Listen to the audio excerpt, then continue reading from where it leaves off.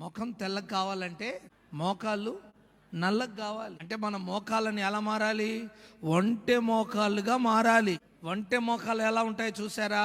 అలా కాయలు కట్టినట్టుగా, పుండై మానిపోయినట్టుగా, అలా ఒంటె మోకాలుగా మన మోకాళ్ళు మారిపోవునుగాక.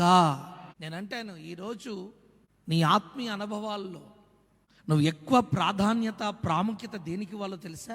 ప్రార్థనకి ఇవ్వాలి. మన మూల పితరుడైన అబ్రహాము ఒంటెలకు కూడా ఏం నేర్పించాడు? మన ఇంట్లో ఒంటెలు తిరాగా పెరుగుతారు, కూతురు కొడుకు. తిన్నారా, పన్నారా, ఇది బాగానే ఉంది, కానీ ప్రార్థన చేశారా, చేస్తున్నారా? అలా అడిగే కుటుంబాలు ఎన్ని కుటుంబాలు ఉన్నాయి ఈరోజు? ఇంట్లో కుటుంబ ప్రార్థన లేదు, వ్యక్తిగత ప్రార్థన లేదు. సైతానుడు ఎవరిని చూసి భయపడతాడు అనుకున్నారు? ఆ ఒంటె మోకాళ్ళ లాంటి మోకాళ్ళ అనుభవం, ప్రార్థన అనుభవం కలిగిన సేవకుని, సంఘాన్ని చూసే భయపడతాడు వాడు.